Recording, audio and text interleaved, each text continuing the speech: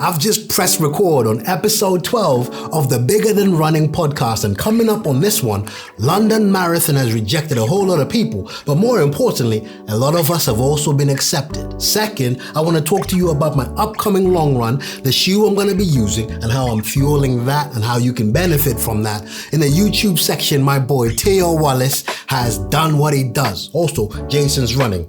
Look up that channel and give him a follow. In the sponsored section, which is not actually sponsored, I'm going to be talking about the A6 Superblast 2 and Move insoles. That's enough of that.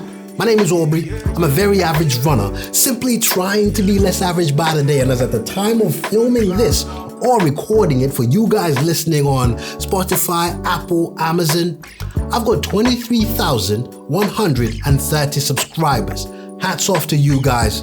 Let's start with the episode. I'm going to start episode 12, not with the warm-up, but a quote that I read that's totally flipped everything I'm going to be doing, the mentality I'm going to be approaching this YouTube channel with, and just the energy I'm putting to it. There was a quote, it's an Instagram reel, and the guy said, "Don't shrink yourself to make yourself digestible. Let them choke." I was like, ooh, that's actually really cool. That's because we're trying to change ourselves too much to fit in, to let the running community take us as we are. No, stop shrinking yourself down. Stop making yourself come across as less as you are just to be digestible, just to be received. No, stay who you are. All right, with that said, please put your shoes on. We're about to do our warm-up. Now for this episode 12, you got two shoes to choose from. You could have the A6 Superblast 2 and Brooks's Go 17. You take your pick. Let's do the warm-up. Now, for those of you confused right now, I approach each episode like a running workout. I tell you we're going to do a warm-up. Now, the warm-up section of the podcast episode is where I tell you what's coming up in this one.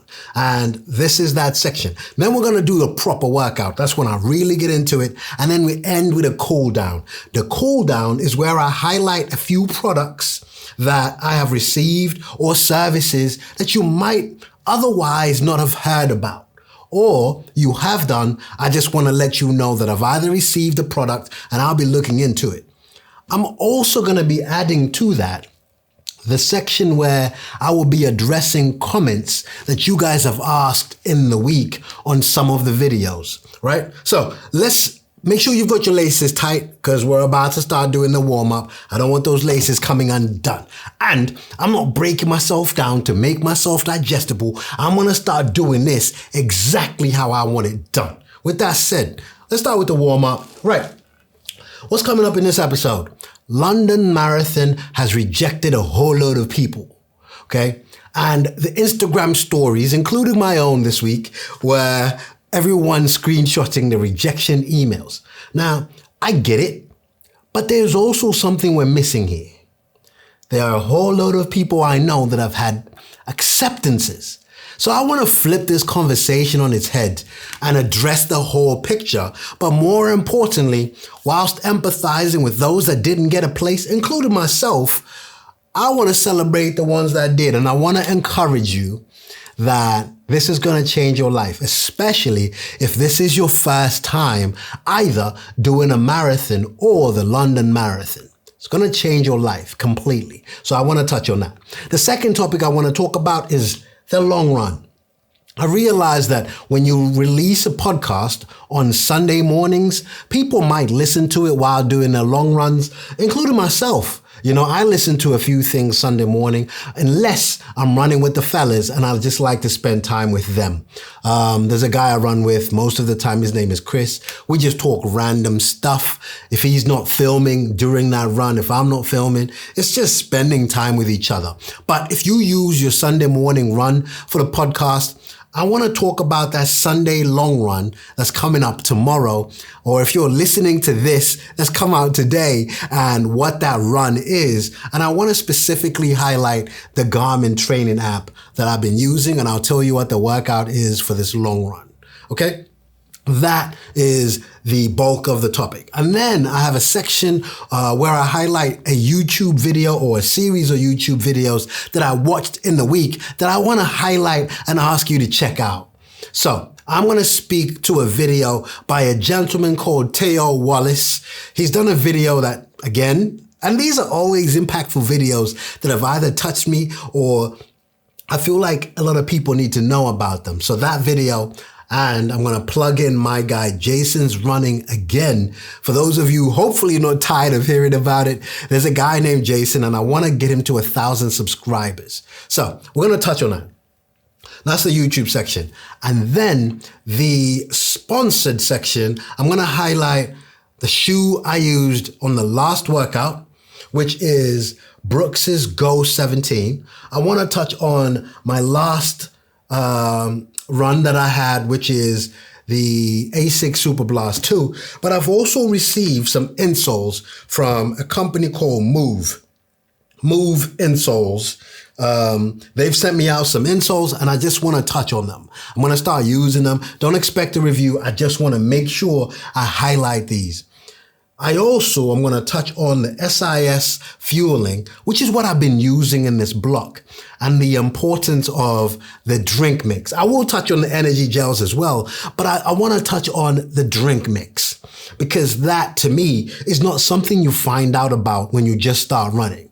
People will take it for granted. The serious runners out there, they know about the Morton drink mix.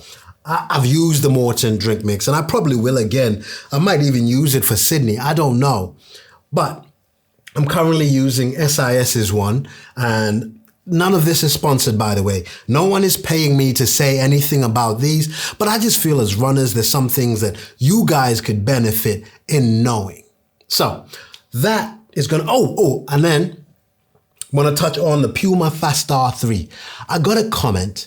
And I absolutely love receiving these comments on my YouTube videos because it allows for a transparency. It allows for me correcting where I've said something that is actually technically incorrect. Or you have questions, I can then elaborate on what I said and sort of explain to give you guys a good picture. London Marathon. Okay? So, if you're like me, you either took part in the last London Marathon or a marathon, or you've been doing some running and you think, actually, you know what? I'm excited. I'm going to give this a go. So you approach that London Marathon application with excitement. You go into the ballot, right? Especially during that time where you're on Instagram and you're watching everyone else's post. Oh, posing with the medals. Medal Monday comes. Everyone has this bling showing, oh, look at me. I did London Marathon. You see some people that have run the world majors, maybe getting the 6th world major medal. And it kicks you into this inspired, motivated, envious position. And you go, actually, you know what? I would like a go at this. I want to go. And so you put your name down. You forget about it, right? Eventually you get a notification or you see a post or you get an email that the ballot results are about to be released. Frantically this week, everyone has been refreshing their emails, looking at the result, including myself, right? I want to touch on something that is will either get you annoyed or you will understand my perspective. I've never applied to run a marathon before. The London Marathon ballot results this week was the first time I applied for a marathon. And yet, I've run 5 so far, and those 5 have been invitational, and I go, yes, please. I didn't have plans of doing any marathon in 2024, nor 2025. My first marathon was going to be in 2026. 2025 was going to be the year where I really push at the half marathon. But I am in this privileged position, blessed position, and it's only recent. Again, this is where I started saying, I don't want to break myself down to make myself digestible. Normally, I'd be shaky and say, oh, how do I talk about this? How do I say about me running these marathons and not fear for how I'm going to be judged? The trolls are going to have a field day. How I'm under... No. I'm fully deserving, bro. I'll tell you this now. If you're invited, if the organizer is saying, hey, Aubrey, you want to come run this? Aubrey must be doing something right. Now, normally, I would go, oh, Aubrey, don't say that, bro, because they're going to think you're arrogant. Let them think that way. The people that know me know I'm not. The people that know me know how grateful I am to even be considered for such opportunities. So for those of that might not know who I am and try to think of this way, that way about me, carry on. We are not breaking ourselves down anymore to make it myself more palatable, more digestible to you. We can't do that. Because as soon as we start doing that, we're going against the very blessing we've been given. So we're not doing that. I approach London Marathon, boom, boom, boom, ballot. The response comes back, rejection. I go, okay, cool. I'm cool with that. Honestly, I was so cool with it. I did an Instagram story, quite funny, talking about how I didn't want to run it anyway. And then I put up an Instagram reel going, hey, London Marathon, I'm sorry about that Instagram story. I didn't mean it, bro. I really do want to run it. Please take me back. Right? Anyway, it was just a funny thing. But I do realize that on the other side of that coin are some people that have been trying this for years. And I mean years trying to get a London Marathon place, and they just don't get one. I know how painful that can be. There are plenty things that I have been trying for years and still don't work. Not running a marathon, like real life things, whether it's career things. So I get it. I really do get it. However, I didn't want to focus on just the people that didn't get their place. I also want to talk about the ones that did. See, I have a friend, one of the guys that ran with me during the Osaka Marathon build. His name is Brent. Brent has never done a marathon before, but he got a place. I know Chris, the guy I'm always on the long run with, his little girl got a place. I know a guy at work, right? Never ran a day in his life. Never ran a day in his life. He decided, you know what? Yeah, go on. I'll give it a go. Put his name down, and he got a place at London Marathon. Now look, I'm about to get on a soapbox for anybody that feels elitist and says that these people who just got a place are undeserving. No, they're as just deserving as you. If that is the process of getting into a marathon and they got that place, I'm happy for them. So I wanted to spend a little more time celebrating those people. Now, don't get me wrong. I do empathize with those that did not. If you didn't get a place, I get it. I really do get it. I get how frustrating that can be. But I'd like to just celebrate the ones that did. Because you don't know what that's going to do to that person. This might be their opportunity to fall in love with this sport of running. Now, don't get me wrong. We as people, we are naturally selfish. We are naturally, what about me? I just want to flip it on its head and go, actually, do you know what? Coming from somebody who has a place in this running thing, I'm speaking about myself, by the way. I have the power of either encouraging this person to do their best, to celebrate the acceptance into London Marathon, or I can break people down. How the heck is someone who's never run a marathon before getting a place at the world major? That's unfair. How the heck is someone who's not even serious? They don't even run twice a week. But look at me. I've been doing this for 25 years and I can't get a place. Like I said, I empathize with you, but that doesn't give you the right to be judgmental, critical, borderline toxic to the person that goes there. them getting a chance has got nothing to do with you not getting one. So chill out, gatekeepers. Chill out, elitist mindsets. For a second, let's just clap, let's just celebrate and hype the ones that did get a place. So do me a favor. This week, you were allowed to be disappointed. You were allowed to put up all those stories of the rejection emails. You were allowed. In fact, next week, throw yourself a pity party too. I will. But when you're done, please recognize those around you that did get a place and get behind them. Encourage them. Give them advice. Show them how they can get ready. Show them.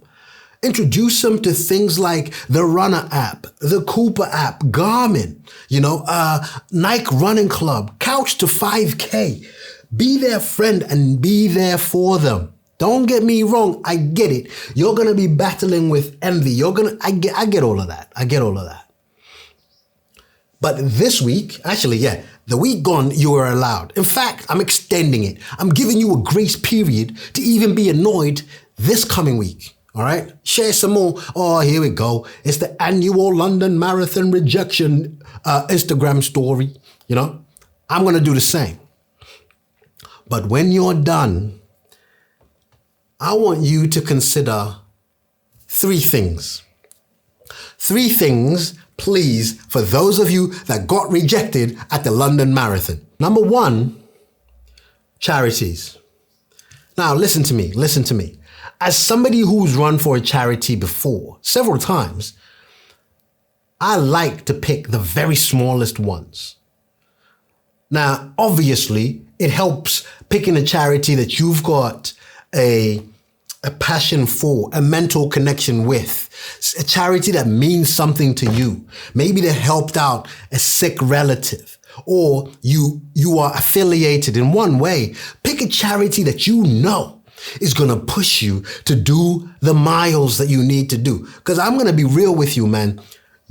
When it's time to get ready for the marathon, when you start doing those long runs, and the London Marathon is going to need you to do that during winter time. Trust me, nothing feels nice during that time. You'll be going out when it's pitch black outside if you do your Sunday morning long runs and it's -2. I'm telling you now, nothing feels nice. You're going to need a reason way bigger than yourself to get out there. Now, I don't want to fearmonger you. I don't want to scare you, but running a marathon is no joke. Okay. And here's how I say it. If you know someone who's about to go on the start line on a marathon, you don't wish them luck.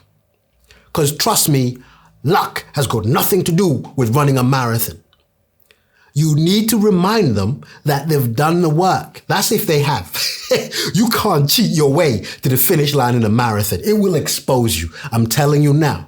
You need to have done the prep. You need to have respected the workouts. You need to have respected those long runs and be sure that you can run at least 20 of those 26 miles. The one thing that will motivate you and fire you up to do that is a reason way bigger than, I just want to do London Marathon. I promise you, because you're not going to want to. You need a bigger reason. And if it's a charity, if it's you knowing that when I run this and I ask people to give me money, I know that it's going to a purpose, to a reason, to a mission, to a calling way bigger than myself. You need a bigger reason to get yourself out there when nothing says you should. A charity. The second thing I want to talk to you about, you not getting that London Marathon bib, place, might be a blessing. Because you know what? Here in the UK, there's Manchester Marathon.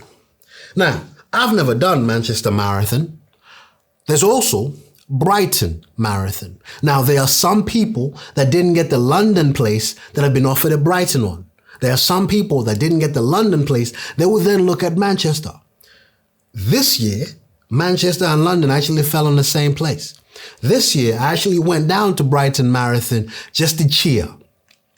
I was getting ready for Boston and London, okay? Again, I need you to recognize that whilst These are not world major marathons. Whilst, I won't lie to you, they're not as big as the London Marathon. The London Marathon is historic. The London Marathon is a world major marathon. Absolutely one that is more sought after than the ones that I've mentioned, Manchester and Brighton. But flip it on its head. Flip it on its head. Don't get me wrong, I know the A plan was the London Marathon, but if you didn't get that, try and focus that frustration, the feeling of rejection, however you're feeling, onto another marathon, a local one. It doesn't even have to be Manchester or Brighton. It could be just one down the road from where you live. It's very hypocritical of me to say that, I know. Do you know what? I even felt bad talking about me being rejected for London Marathon because people like me, and I'm going to keep going back to this thing. I'm not going to dilute the message here so that you guys empathize, understand me better. I will just say it and hope that the right people on my wavelength understand what I'm saying. People like me who have a presence in the running community, we formed a community. Product managers, brands, sponsors of these marathons know who we are. And therefore, we get invited. I've already told you, I've never applied to run a marathon before. In my life, London Marathon was the first time, yet I have run 5. The 5 that I have ran, 4 of those are world majors and the other one is Osaka Marathon.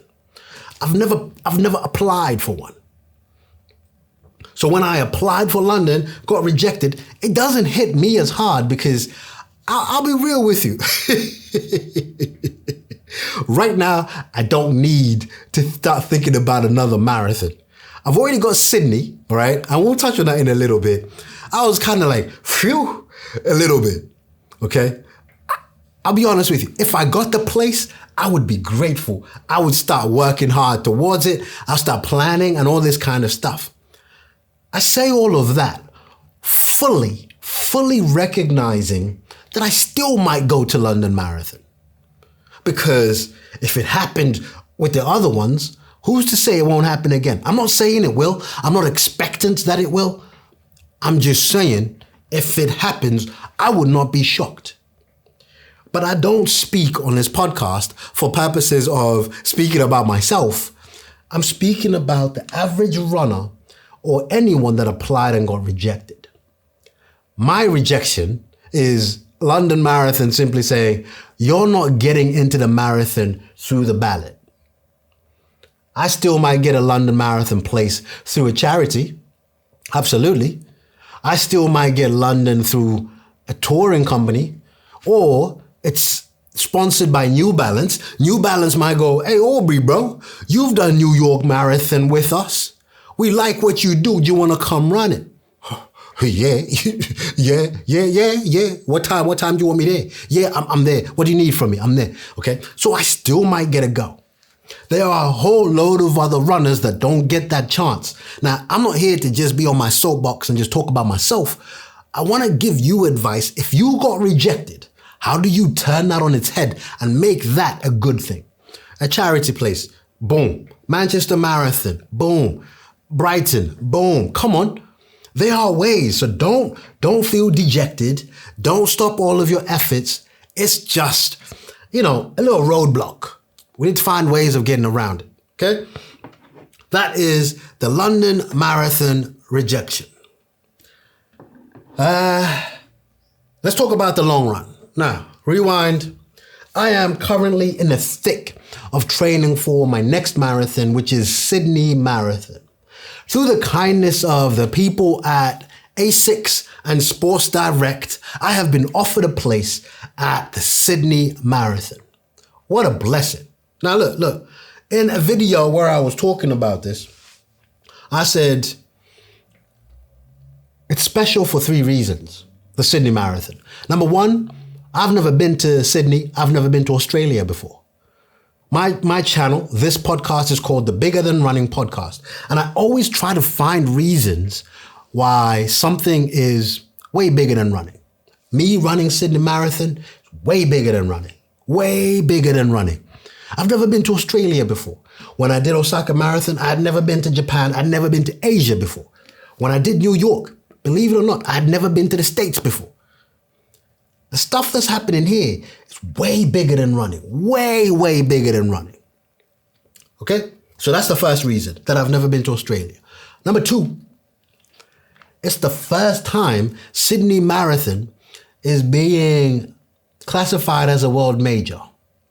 For those that don't know what that means, there were 6 major marathons, world major. These are the biggest ones, highly sought after. In the States, they've got 3. There's Boston, there's Chicago, and there's New York. Here in Europe, we've got Berlin and London. And then in Asia, they have Tokyo. Those are the 6. I have done 4 of those. I'm remaining with Tokyo and Chicago to close off the 6. And when you do that, you get a big medal, which has the 6 medals on it. It's called the World Major 6 Star. Every time you finish a World Major Marathon, you get a star. So I currently have 4. I've got 2 left to go. Okay. So they've then expanded that. Sydney has now been classified as a world major. They're currently looking at Cape Town and Shanghai. Okay. When they've done those, that 6 star then turns into 9. So this is a head start on the new 3. So running that is just special. The third reason why this is bigger than running, this is different to the 3 reasons that I give you. I just thought I would touch on this. There was a time when I started doing all of this stuff. I just thought, you know what? Let me just capture my running journey. It's an acknowledgement of progress. You see, recently, I put myself in this position where I started questioning myself, saying, am I really deserving? Do I need to be here? You know, am I worthy of running these marathons? And that came about because I was getting trolled. I was getting all sorts of comments. Oh, you aren't deserving. Aubrey, yeah, you make good videos, mate. Don't get me wrong. You make good videos and that, but that doesn't mean you should be at a world major marathon. You haven't qualified for it. All of it, yeah? And it put me in a dark place. I won't lie to you. This is why I'm saying I'm done making myself small to be digestible. We're just going to go all out full force Aubrey over here. And if it means people unsubscribing, I'll show you myself where the unsubscribe button is. For those of you that want to stick around, I would like to give you my true self. This is me unfiltered. And this is why the third reason I'm about to tell you, if you choose to see it as an arrogant statement, be my guest. For those of you on my wavelength, you will get what I mean. If ASICS, Sports Direct, find it fitting to invite me to go run Sydney Marathon, there must be something we are doing right over here. And this is a wake-up call. Let me flip that so it's not really just talking about me. If things are happening to you, you have to question. I'll give you an example. You look at your wife, right? And you go, phew, she's beautiful. If your wife is beautiful and you can't believe it yourself, you need to start looking at yourself and going, hey man, there must be something special here too. If this woman here, as perfect as she is, chosen to be with me, I must be something. I must be something. Even at work, if you go for an interview and you've been assigned or you've been given a job that you applied for and they give it to you, you need to stop for a second. Don't start thinking, oh, but I'm underqualified. Nah. Walk into that office on your first day in the authority knowing that you're the right person for that job. They gave it to you for a reason. That's what I'm saying. It's bigger than running. All right, let's crack on. Let's crack on. The long run. Tomorrow, or as you're listening to this today, I'm on a 1 hour and 54 minute long run at a pace of 6 minutes, 20 per K pace. It's gonna be hard. The reason it's gonna be hard, now I can do that run at that pace, but Few people have been commenting on the old YouTube videos when I talk about Sydney going, Aubrey, bro, get those hills in, because Sydney doesn't play when it comes to the elevation. There's a lot of hills. I listen to that and be like, don't worry about it. It's Rambo over here. Oh my days. I did an easy run over the hill locally here. It exposed me. So to maintain that 620 per K pace on the hills I'm telling you about is going to be a mission, especially if I'm running at 1 hour 54. Anyway, let's talk about the long run. What are we doing? And this is where I want to talk to you about the things I've got here, how they're going to play into that long run. The shoes for the long run, I have been sent Brooks's Ghost 17. Boom. Shout out to the people at Brooks for sending this out. I'm going to run the long run tomorrow in this shoe, all for purposes of review. Once I get enough mileage in the shoe and I kind of have a view of how it's running, that's when I share my first thoughts, my review of a running shoe. Ideally, I want to take it to 35, 40K. I did a run in this shoe around 9K on Friday. And so we're going to add to it. I don't know what distance we're going to do on Sunday and a few more runs in the week. So the Ghost 17. Now, the reason why I'm particularly interested in the Ghost 17, I was highly critical of the Ghost 16. I didn't like that shoe. I find it too minimalistic in the midsole and it lacks comfort and cushioning. They've made changes to the shoe that addresses that point. And it felt like Brooks is listening to me specifically. Obviously, Brooks, some of them, the people that make these shoes, I doubt they even know who I am. But they've addressed that particular point. Everything else about the Ghost series is absolutely gold standard. You go to any park run, this is one of the most popular running shoes. But for me, the foam within that forefoot just didn't work. It felt like a shoe that you just put on to go about your business, not necessarily to run in for me. But everything else, in terms of the upper, the look, more importantly, Brooks doesn't play when it comes to making these juggernaut, Incredible Hulk outsoles. They don't play with that. So I'm excited to see how this performs, and I will give you my thoughts. The other thing I want to touch on is the fueling. Now, I'm mindful that the people that watch my channel aren't exactly the seasoned marathoners. I've pitched my channel to people like me, average runners, people that are new to running, those that are getting into it, especially the group of people I talked about that have just gotten their place at London Marathon. So when I address certain things, I will address it with basic English. I will address it without the assumption that you know this stuff already. Okay, so I want to touch on fueling, specifically SIS. But put the brand aside, you obviously need to be ready for your run and have the right energy to sustain that performance.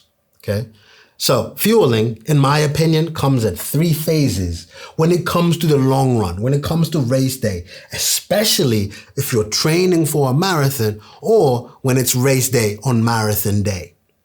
It comes at 3 stages: before the run, on the day of the run, and soon after. Before your run, you're going to try and fill up on carbs to really fill up those energy stores. I don't want to touch on that. I'm not qualified enough to touch on that. Eventually, I will get people that are experts to speak on that. What I want to talk about is the day of the run and what I do. Not what you should do. I will touch on exactly why I do what I do. I've been given advice by experts. What I have found to work for me might not work for you, but it's a good start. And as you do your long runs, you will know when to make adjustments. Let's start here. I was running last Sunday with my friend Chris, and I offered him one of my gels to taste because he doesn't get along with gels. They don't sit well in him, and he just doesn't like it. I go, fair enough.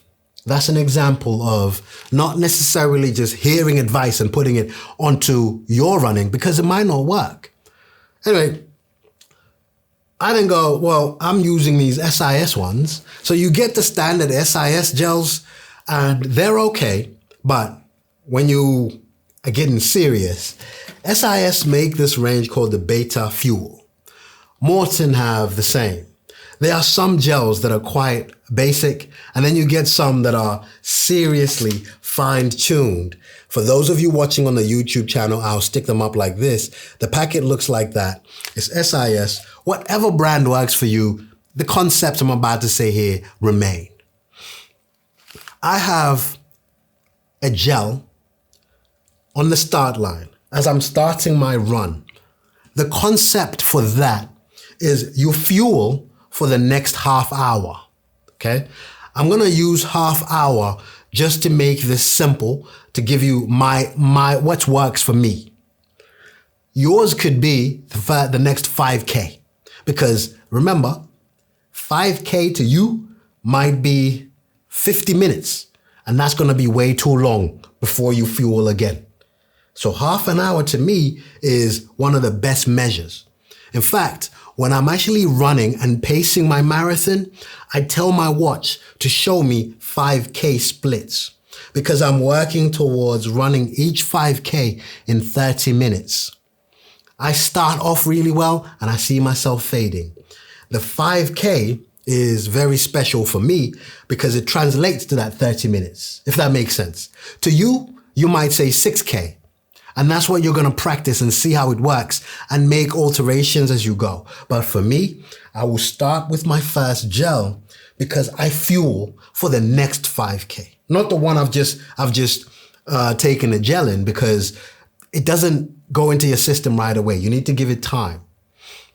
So if I rewind before that, I will have had a porridge. I will have had, some people I've seen have bagels with peanut butter, whatever works for you. My only advice is keep it simple. Don't get yourself an Indian strong curry just before you go on the start line thinking, oh, everything is going to be all good. Keep it bland, keep it plain, but more importantly, keep it practiced. Nothing new that you don't know how it's going to work on. Especially if you're staying in a hotel and that hotel is giving you an all-you-can-eat breakfast, you feel like, you know what, I'm just going to crack on, knock myself out. You're going to regret that. I'm telling you now, you're going to enjoy queuing for those portaloos during the run. Don't do that. So, at the start line, I'll take a gel. If I rewind before that, I will have had breakfast. That to me is usually porridge, okay? But with that porridge, this is where I love these, I've got it out already. Here, this Beta Fuel, or Morton also do their own, but it's a drink mix. There is 80 grams of carbs in one of these. You make it, you mix it up with water, shake it up, and I sip that very slowly, okay? When do you have this drink mix? Everyone is different. I have a drink mix one of these two ways. For Sydney, I'm going to be very serious about that time, and therefore I'm going to minimize my stoppages at those water stations, because these world major marathons can get quite clustered and you find yourself losing time, especially if you're tired. You use them as an excuse to rest. I'm actually going to carry this hydration with me. I'll touch on how I'm going to carry that in a second. The drink mix, therefore, starts to be part of my energy, my carb solution, because I will have some with me on that run, okay? So it's important that you note that. You can either have gels, or because you're going to want a drink anyway, have your carbs in your drink. So if you're okay with a porridge and then a gel at the start line, crack on. What I like to do, I want to keep myself hydrated. I will therefore then have my drink mix with breakfast. That bad boy is going to fill me up. But it's therefore important now that you then get to the loo for your wee before you get to the start line, because you will have had a lot of liquid and you don't want that being the reason you missed your time. Okay? So that's it. For Sydney, I'm going to do exactly that. When I have a porridge, and then I'm going to have my drink mix with it. Get to the race village, hit the portaloos for both the number 1 and the number 2, okay? Oh, actually, let me just rewind. Might be too much information for you, but I'm here for it. Make sure you do your number 1 and the number 2 at the hotel before you get to the race village. Get to the race village in time to do everything you need to do. Then hit yourself another number 1 and number 2 there. By the time you get to the start line, I'm telling you now, you're not going to have anything to worry about. Apart from actually running the marathon. I'm just keeping it real with you. So, gel at the start line. I'm then going to have a soft flask, soft bottle with 500 mils of drink mix with me on my person. At the next 5K or 30 minutes, I have gels and I keep it like that all the way to the end. The one thing I should also add, I normally go with the Morton gels. They have a lot of carb content, but I alternate between the standard energy gel and the caffeinated one. I've practiced that so much and so well, I know it works for me. However, word of warning, that sort of alteration, the caffeinated gels, in fact, gels altogether, they're not for everyone. This is why it's important that you find yourself what works for you. Really look at dialing in terms of long-term use. Now, let me also say this. You having a gel on a 10K run is not really the same as a marathon, because during the 10K, you haven't given yourself enough time to really feel the impacts of 2 gels, 3 gels, because like me, I run a marathon, let's just say 4.5 hours. That's a lot of gels. That is a lot of matter in my tummy. You therefore need to make sure you're practicing a long enough run to actually feel the experience that these gels are gonna give you. Don't feel like, ooh, this brand, this gel, or this fueling method works for me, and you're only doing a 10K. You have to see what it does at a half marathon. Are you still all right? Okay, how about a bit longer? 2/3 of a marathon. 20-mile long run. How did you feel? How did your stomach behave at that duration with that many gels, with that much liquid? That is important. And that's what I'm going into. 1 hour, 54 minutes of running, that equates to a gel at the start, the first 30 minutes, an hour, 130. Okay? At a minimum, 4 gels. That's what works for me. To some people, that's way too much. That's okay. That's them. That's why the long run is sacred, because you get to find what works for you. I like this little story. You know David and Goliath, right?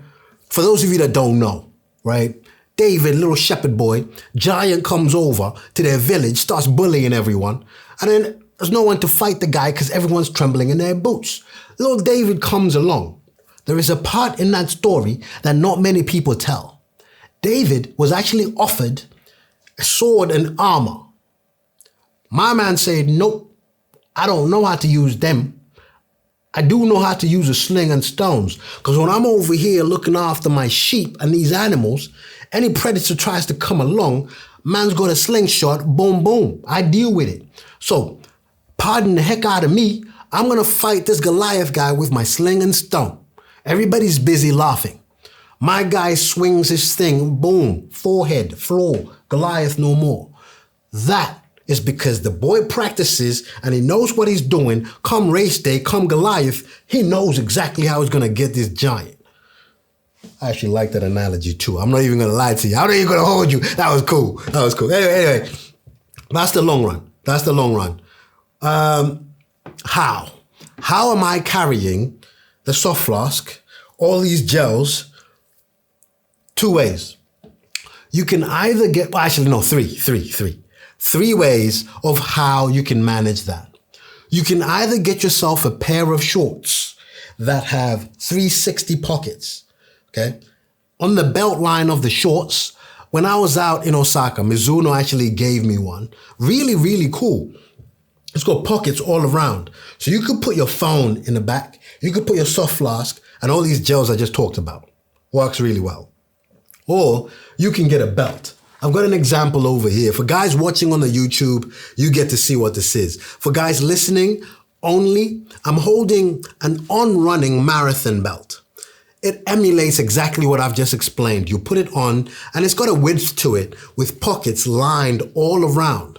It's got where you see the on label over here, a pouch for your phone. And I have an iPhone 16 Pro Max. That thing is damn near the size of an iPad. It fits in here really well. Opposite that is where my soft flask will go. It goes all across here.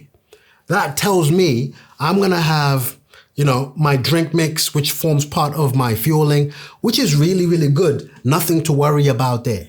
So I'm gonna be all good. The third one is a hydration vest. Now, I've got a very good hydration vest that the guys at Innovate sent my way. It's really good. Except right now in England, for those of you watching, you will see my face is melting. It's super hot today. And having such a hydration vest, I don't know what race day is going to be like. I know last time, Sydney, the temperature was okay. But the time before that, guys were saying it was like 27, 28 degrees Celsius. So on top of my singlet, to then wear a hydration vest wouldn't be the best solution. But if I could, that would be ideal, because the hydration vest that I've got has got slots for 2 bottles, on the side spaces for gels, on the back I could even put tissues in there just in case the aforementioned fueling gels don't do what they need to do. Those are your methods. So I'm going, for Sydney, I'm going with a marathon belt. I don't know if it's going to be this one, but definitely what I'm doing. That's going to allow me to have all of my fueling, and it's going to be great. Okay? So we've touched on London Marathon, Rejections, Acceptances, Manchester, Brighton, running for charity. We then moved on to the long run, talked about the Go 17 and the fueling system, as well as how to carry all these things that you need. Let's move to the YouTube section. Shout out to my brother, Teo Wallace. Teo Wallace is a YouTube channel I watch. He is a guy in the States, and he recently run London actually, and he ran it really well. The guy nailed it. I love his channel and I love to support him. I didn't realize the guy was, I don't know now how he is, was going through a tough time. He shared, this is no secret by the way, because he shared a video. So this section, I share a video that I want you to see. And he shares on the impacts of heartbreak. He has separated, split up, broken up with his partner, and he's weathering that storm. Now, for me, I think people that are willing enough to be that vulnerable, to share actual experiences.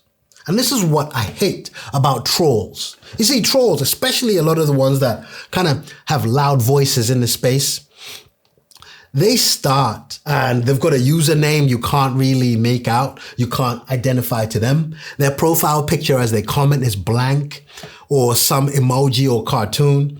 And they can be so negative, saying all sorts of things. The person they're speaking to is actually them. It's their face. And they're talking about very personal things. Shout out to Teo for sharing such a vulnerable topic. I respect people like that. And it spoke volumes to me, and I kind of felt for him. I didn't realize that he was going through that. As a YouTuber, you kind of just watch the guy and go, okay, well, what shoe you want to talk about? What running related topic do you want to talk about today? I'll watch the video, done. But I thought I would just not only direct you to Teo Wallace's YouTube channel and his videos, particularly this one, I will link this particular video in the description. I just thought I would encourage you to see beyond the video you're watching. If you listen to a podcast, look past the episode and go, who is the presenter? If you watch YouTube videos, I watch Kofuzi, I watch Believe in the Run. And I took time this week, because of Teo Wallace's video, to just check in on some of my YouTuber friends. And some of them were like, yeah, well what do you want? I was like, nah, bro, I just wanted to check in and see how you're doing. Like, what do you mean? No, I literally just want to see how you are. And people were actually confused. Like, listen, bro. What do you mean? There is there is a trend going on Instagram right now where guys, and I mean men, like macho kind of guys, calling their friends saying good night, right? There is somebody called Exhibit, right? I think is a presenter on one of the radio stations. And he called Exhibit the rapper, right? They're friends. And he goes, hey, bro, just calling to tell you good night. And Exhibit is like, what? What? Yeah, no, have sweet dreams. And Exhibit is like, wait, what? What? No, I just wanted to tell you good night, man. So have a good night. Sleep well. And Exhibit is on the other side going, and he's just laughing like, what the heck, right? That's the more PG, family-friendly version, or at least example of that challenge that I can give you. There are some where the guys just start swearing like, what? How you calling me to tell me to have sweet dreams, bro? What's wrong with you? As men, we don't do that. Imagine feeling startled because someone has called you to say goodnight. And that's because how masculinity is wired. So this Teo guy, when he then shared this video, I was like, you know what, man?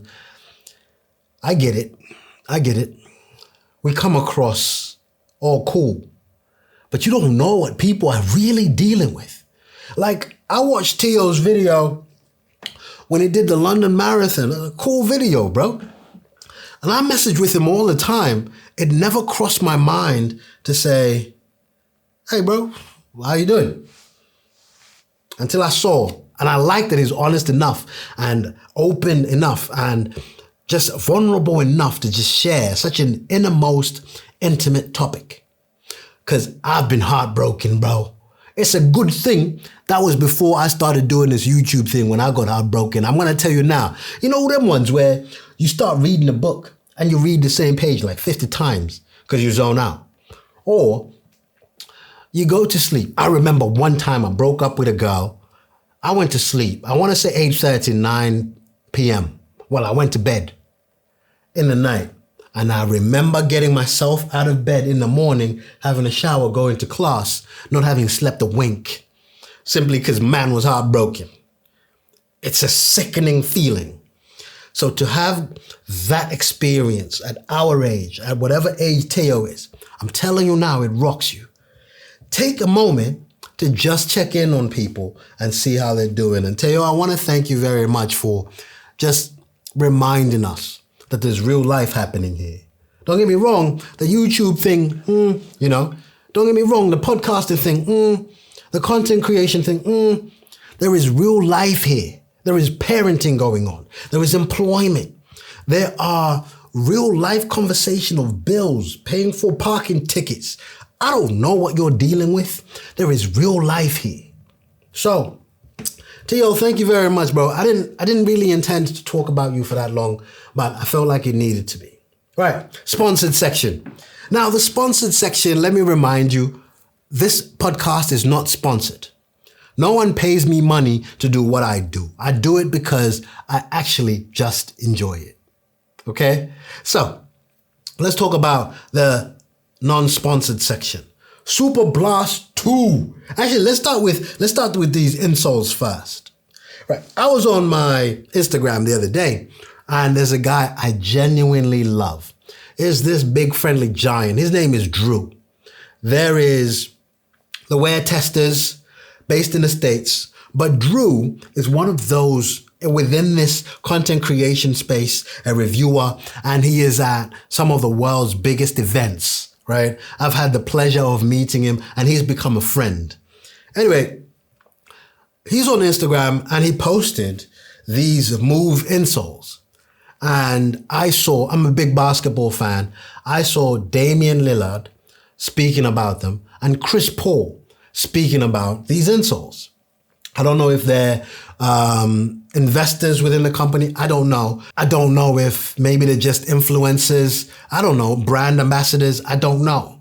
Anyway, so when these guys reached out to me, I was like, hey, Drew, I saw you talk about these. What do you think? It's like, yeah, you definitely need to check them out.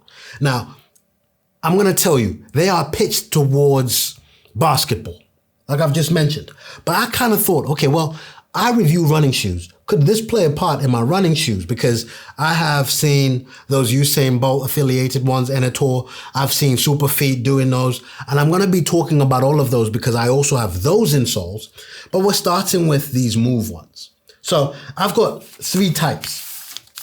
You have this, what is called the baseline insole, and they fit my size.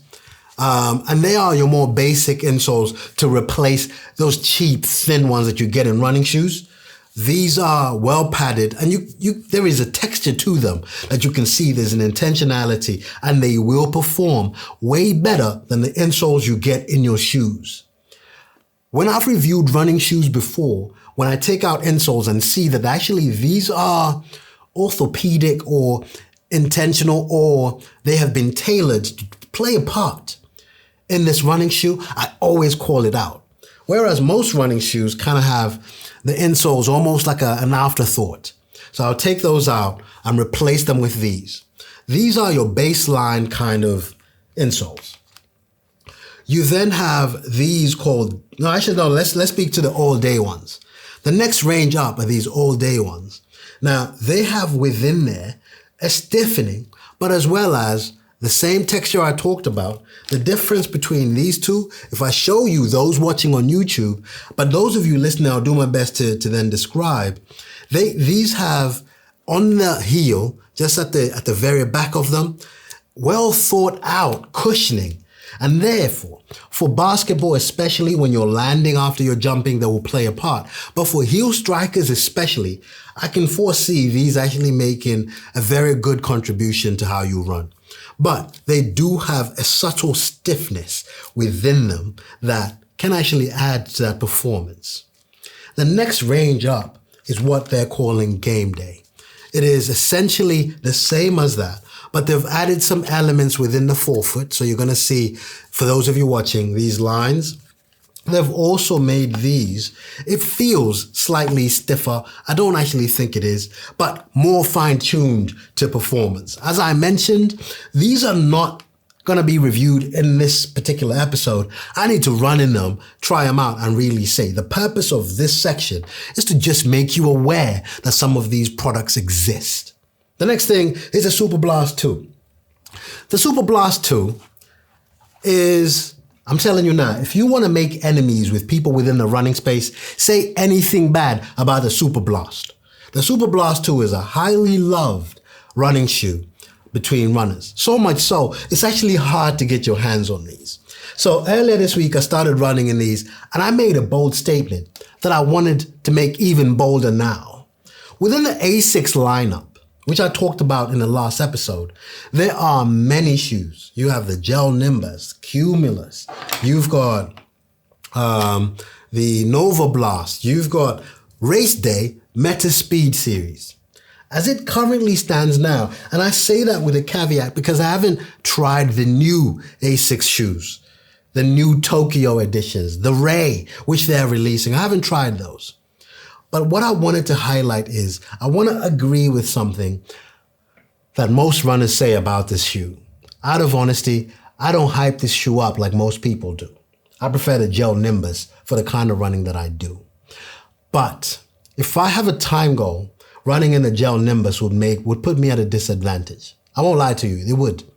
So instead, this will be my marathon race day shoe, the Superblast 2. Unless I then try the new race day shoes and they offer me something better for the time goal that I have. Essentially, I'm trying to beat 4 hours, 29, and that is, the A goal is to beat my PB, 4 hours, 25. B goal is to run faster than last time. And last time was 4:34 at London, but in that same week, I also ran Boston at 4:29. I don't really count the London one as my last time because it came straight after Boston. So I'm taking last time to be 4:29. That's the B goal. If I try the new ones from A6 and they serve me better than this, I'll go with those. But as it stands right now, Superblast 2 is the Sydney Marathon race day shoe. Okay? With that said, I want to thank you for sticking around this long. If you listened to this episode all the way to the end, I'm very thankful. Thank you for listening. Thank you for interacting, for the comments, and making me feel like I belong here. I want to remind you before I go, don't break yourself down. Don't shrink yourself down just to be palatable, to be digestible. Let them choke. Just saying. I'll see you in a bit.